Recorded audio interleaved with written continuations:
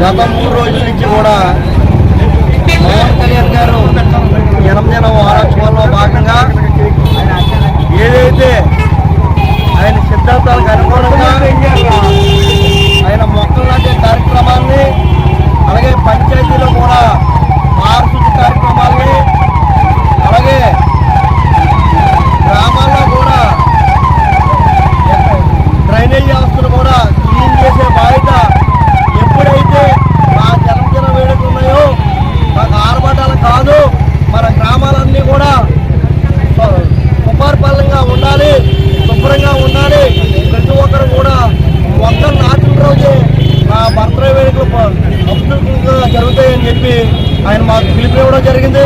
ఇలాంటి నాయకుడు రాష్ట్రంలో ఎక్కడా కూడా ఇలాంటి పిలిపించే నాయకుడు ఎవరో కూడా ఉన్నారని చెప్పి ఈ సందర్భంలో కూడా తెలియజేస్తూ ఈరోజు అలాగే గొలుగొండ మండలం కశ్మీర్లో కూడా పవన్ కళ్యాణ్ గారు గత 3 రోజుల నుంచి కూడా వర్షాలు కురిస్తే నా బర్త్డే వేడుకలు ఎవరైతే వర్షాల్లో అకాలంగా ఇల్లు దెబ్బతిని ఏమన్నా ఆ గ్రామాల్లో ఇబ్బంది ఉంటే నా జన్మదినాన్ని పురస్కరించుకొని ఆ గ్రామంలో మీ ఎంత సహాయ సహకారాలు అందించాలని చెప్పిన నాయకుడు ఏకైక నాయకుడు ఎవరైనా ఉన్నారంటే అది కొందెల పవన్ కళ్యాణ్ గారు అని చెప్పి ఈ సందర్భంలో కూడా తెలియజేస్తూ అందరూ కూడా ఆర్భాటాలకు వెళ్తారు.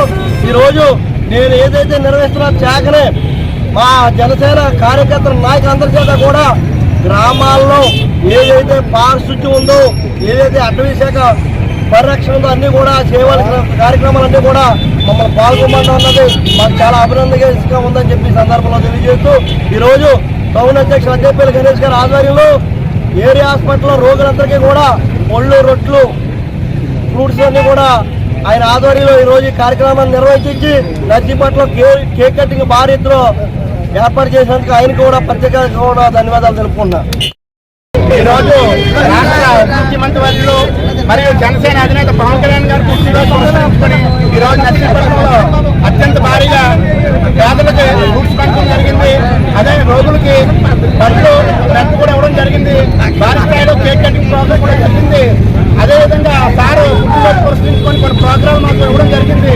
గ్రీన్ ఆంధ్ర అందులో భాగంగా మన జూనియర్ కాలేజీలో మొక్కలు నాటడం జరిగింది. అదేవిధంగా ఈరోజు డిగ్రీ కాలేజీలో క్లీన్ చేయడం కూడా జరుగుతుంది జన సైనికుల ఆధ్వర్యంలో.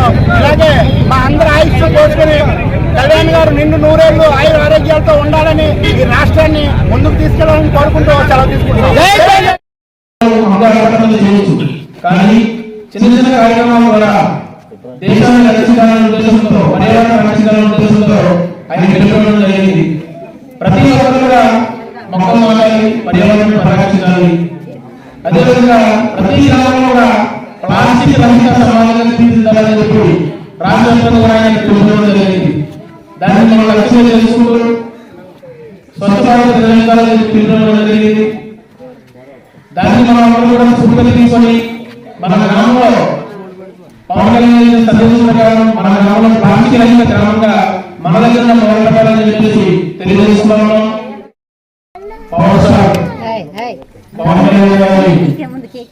జన్మదిన సందర్భంగా మన యొక్క గౌరవంలో అతి గిరిజన గ్రామం, చిన్న గ్రామం అయినటువంటి ఈ గ్రామంలో కూడా వేడుకలు జరగడం ఎంతో ఆనందదాయకం. ముందుగా పవన్ కళ్యాణ్ గారికి గ్రామ ప్రజల తరఫున, నియోజకవర్గ ప్రజల తరఫున హృదయపూర్వక జన్మదిన శుభాకాంక్షలు తెలియజేసుకుంటూ పవన్ కళ్యాణ్ గారి యొక్క